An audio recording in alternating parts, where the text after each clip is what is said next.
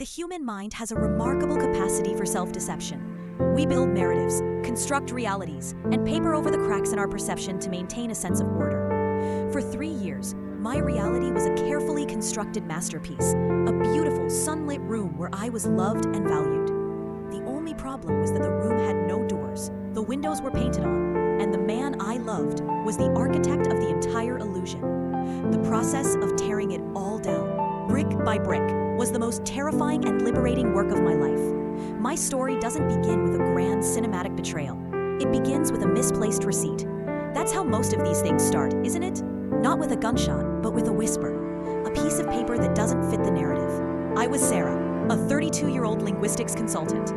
My job was to help tech companies refine their AI-driven communication tools, making chatbots sound less like robots and more like humans. It was a good job, a satisfying blend of my love for language and my fascination with technology. And I was deeply, profoundly in love with a man named Daniel. Daniel was perfect. That's the only word for him. He was a charismatic and successful entrepreneur who had sold his data analytics company for a small fortune and now dedicated his time to philanthropy and angel investing. He was brilliant, witty, and emotionally intelligent. He listened. He remembered the tiny details, the name of my childhood dog, my favorite obscure poet, the way I took my coffee. He was the man every woman dreams of, and he had chosen me. Our life together was idyllic. We lived in a beautiful modern house in the hills overlooking Austin, Texas. We traveled, we hosted elegant dinner parties, we supported each other's passions. He was my biggest cheerleader. When I was struggling with a complex project, he would sit with me for hours, asking insightful questions, helping me see the problem from a new angle. When I had doubts about my own abilities, he was a fortress of encouragement. "Sarah," he would say, taking my face in his hands, his gaze warm and utterly sincere. "You are the most brilliant person I have ever known. Don't ever let anyone, especially yourself, tell you otherwise." He was my rock, my partner, my world. So when the cracks began to appear, my mind did everything it could to seal them shut. The first crack was the receipt. It fell out of his coat pocket one evening. It was from a high-end jewelry store, dated 2 weeks prior. The item listed was a Serafina pendant, a unique, custom piece. The price made my breath catch. It wasn't my birthday. It wasn't our anniversary. I assumed it was a surprise, and a wave of adoration washed over me. I tucked the receipt away, a secret thrill in my heart, and waited. Weeks turned into a month. No pendant appeared. I told myself he was waiting for the perfect moment. But a small, nagging question mark had been placed in the otherwise perfect manuscript of our life. The second crack was a phone call. I was working from home, and his phone, which he'd left on the kitchen counter, rang. The caller ID read Eliza. I didn't think anything of it. He had many friends and business contacts. But when I called out to him that he had a call, he came rushing from his office, a flicker of something, panic, annoyance, in his eyes. He snatched the phone and quickly declined the call, his back to me. "Who's Eliza?" I asked casually. "No one," he said, a little too quickly. "Wrong number, aggressive telemarketer." He changed the subject immediately, asking about my day with his usual warmth, and the flicker was gone. But I had seen it. The mask had slipped, just for a second. My mind, the loyal guardian of my happiness, went to work. He's planning a surprise party, and she's the event planner. He's bidding on an art piece for me, and she's the gallery owner. I constructed a dozen plausible scenarios. A reality where the receipt and the phone call were not cracks, but simply part of a larger, more beautiful picture that I couldn't see yet. But the whispers kept coming. A friend would mention seeing Daniel's car at a restaurant across town when he was supposed to be at a charity board meeting. He would have a flawless, logical explanation. He'd be vague about a business trip, and when I'd feel a pang of suspicion, he would sense it immediately. He'd pull me close, look deep into my eyes, and say, "Sarah, you know you are my entire world. This stress you're feeling, this doubt, is it from work? Are you okay? You seem a little paranoid lately. It worries me." And just like that, the narrative would shift. The problem wasn't his vagueness, it was my paranoia. The issue wasn't the lie, it was my lack of trust. He was so good, so convincing, so loving, that I would end up apologizing to him. "You're right," I'd say, my voice thick with shame. "I'm sorry, I've just been under so much pressure at work. I don't know why I'm being so insecure." This was his genius. This was the architecture of the illusion. It wasn't classic gaslighting, which is often aggressive and dismissive. It was a gentle, loving, concerned form of manipulation. He wasn't telling me I was crazy. He was telling me he was worried about me. He was framing my legitimate suspicions as symptoms of my own anxiety and insecurity. a narrative I was all too willing to believe because the alternative, that this perfect man was a liar, was simply unthinkable. The foundation of my reality was the belief in his goodness. To question him was to question my own sanity. The collapse didn't happen all at once. My mind was too strong, too well defended. It was a siege. For months, I lived in a state of cognitive dissonance, a low-grade hum of anxiety buzzing beneath the surface of our perfect life. I was a linguistic analyst, a person trained to see patterns in communication, yet I was willfully ignoring the glaring inconsistencies in my own life. I started losing weight. I had trouble sleeping. I became jumpy and insecure, constantly seeking his reassurance. And each time, he would provide it. His concern a soft, warm blanket that smothered my rising panic. I was living in the beautiful room, but the air was getting thin. The wall I had built around my heart finally crumbled on a Tuesday. It was my work that did it. I was a consultant on a project for a new social media platform, Verity. Their selling point was a sophisticated algorithm designed to detect and flag narrative manipulation in online discourse, fake news, coordinated bot attacks, and subtle gaslighting in interpersonal conflicts. I was helping them refine the linguistic markers. We were building a system to see exactly what I was refusing to see in my own life. I was working late, running diagnostics on the algorithm. As a test, I started feeding it anonymized transcripts of my recent conversations with Daniel. I typed out the dialogue from the Eliza phone call, the conversation about his car being seen across town, a dozen other small, unsettling interactions. I framed them as hypothetical scenarios between speaker A and speaker B. I hit enter and watched the algorithm go to work. The results came back in seconds, displayed on my screen in a cold, clinical analysis. Analysis complete. Pattern detected. High probability of affectionate deception. Primary tactics identified. 1. Deflection via concern. Speaker B consistently deflects direct questions by shifting focus to speaker A's emotional state. E.g., "Are you okay? You seem paranoid." 2. Reframing. Speaker B reframes speaker A's valid observations as evidence of speaker A's inherent anxiety or insecurity. 3. Positive reinforcement of desired narrative. Speaker B uses excessive positive affirmations. "You are my world," immediately following deceptive statements to create an emotional bond and discourage further questioning. Conclusion: Speaker B is engaged in a sophisticated, sustained campaign of psychological manipulation designed to conceal a parallel narrative. I stared at the screen, my own work, my own professional expertise, laid out before me as an indictment of my life. The language was cold, technical, and utterly irrefutable. It was a diagnosis. My beautiful room was a prison. And the algorithm I had helped build had just handed me the key. I sat there for a long time, the glow of the monitor illuminating the tears streaming down my face. The grief was immense. I wasn't just grieving the end of a relationship. I was grieving the death of a reality. The man I loved didn't exist. The life I had been living was a lie. And the most painful part was that I had been a willing participant in my own deception. The whispers had been there all along. I had simply chosen not to listen. The siege was over. The walls had fallen, and I was standing alone in the rubble with no idea what to do next. The aftermath of a psychological demolition is quiet. There is no wreckage to clear, no debris to haul away. The damage is all internal. My first instinct was to confront him, to scream, to demand the truth. But my own algorithm had taught me better. A direct confrontation would just trigger the same loop of deflection and concern. He was a master of that game, and I was an amateur. To win, I couldn't play his game. I had to create a new one. My work became my sanctuary and my weapon. I, the linguistic analyst, would become an investigator. My subject was Daniel. My mission was to uncover the parallel narrative my algorithm had so clinically identified. This wasn't a journey of escape. It was a deep dive into the heart of the deception. I needed to understand the how and the why before I could even begin to think about the what now. I started acting.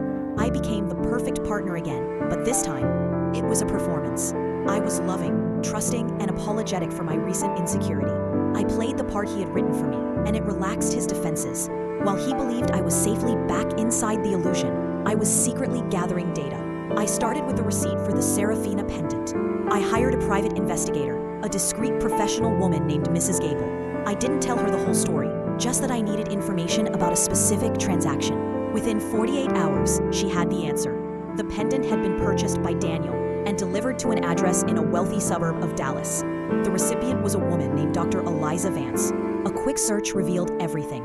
Dr. Eliza Vance was a renowned pediatric cardiologist, a widow with 2 young children. She was beautiful, accomplished, and according to a glowing society blog post, had been recently celebrating her engagement. The post included a photo of her, smiling at a charity gala. Around her neck was the Seraphina pendant, and on her arm was Daniel. He wasn't just cheating. Cheating is simple, almost banal. This was different. He was living a complete parallel life. He had 2 worlds, 2 narratives running simultaneously. He had a fiancée and future stepchildren in Dallas, and he had me, his loving, brilliant partner in Austin. Mrs. Gable dug deeper. Daniel had met Eliza at a medical charity event 2 years ago. A year into our own relationship, he had told her that he was a widower, that his late wife, a fictional woman whose tragic death he had described with heartbreaking detail, had died of a congenital heart defect. He had used this fabricated tragedy to bond with the cardiologist, to present himself as a man who understood loss and valued her life's work. It was a lie of breathtaking cruelty and calculation. The more I uncovered, the more the picture clarified. His life was an elaborate set of firewalls. His frequent business trips were his weeks in Dallas. His philanthropic work was his cover story. His 2 lives were kept meticulously separate. He wasn't just a liar, he was a virtuoso, a conductor of a symphony of deceit. The question that haunted me was why? He was wealthy, he could have any woman he wanted. Why the complexity? Why the immense, sustained effort of maintaining 2 full-time realities? I found the answer not in his finances, but in his psychology. I started researching pathological narcissism and personality disorders. I read about duping delight, the thrill that some individuals get from successfully deceiving others. I learned about the need for narcissistic supply, the constant admiration and validation they require. And then it clicked. He hadn't chosen between me and Eliza because he didn't want to. He needed us both. Eliza, the respected doctor and mother, provided him with a public-facing image of stability, of family, of mainstream success. She was his social validation. I, on the other hand, was his intellectual validation. He was drawn to my mind, to my work. In our quiet world in Austin, he could play the role of the supportive, brilliant partner to a woman he considered his intellectual equal. He wasn't getting 2 different things from 2 women. He was getting 2 different forms of admiration, 2 different streams of narcissistic supply to feed his bottomless ego. We were 2 mirrors, reflecting back 2 different, carefully curated versions of himself that he needed to feel whole. We weren't people to him. We were roles in his personal play. This realization was colder and more terrifying than the simple fact of his infidelity. It meant that none of it was real. Not his love, not his support, not his encouragement. It was all a performance designed to keep his audience captivated. I wasn't his partner. I was his supply. My reinvention was the painful, brutal process of accepting this truth. It was the act of deprogramming myself. I had to go back through every memory, every compliment, every shared laugh, and recatalog it under its true heading, not love, but manipulation.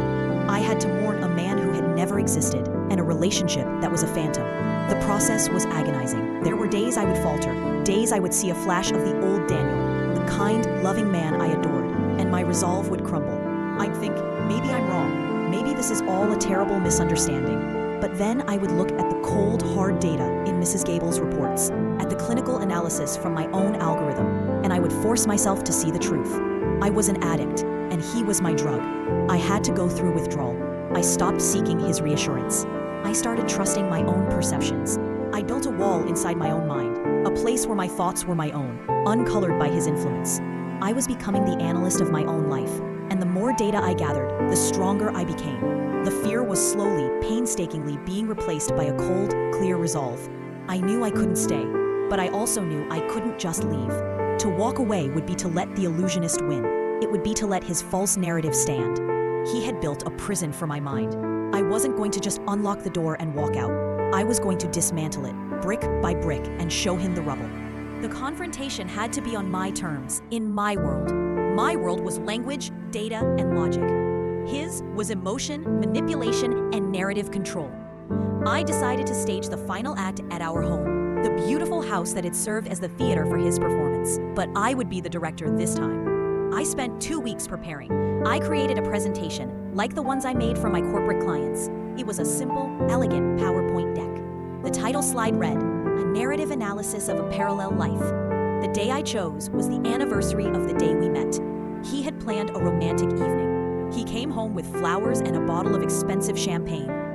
He was at his most charming, his most loving. He was setting the stage for a perfect romantic scene. He had no idea I had rewritten the entire play. After dinner, I asked him to sit down. "I have something to show you," I said, my voice calm and steady.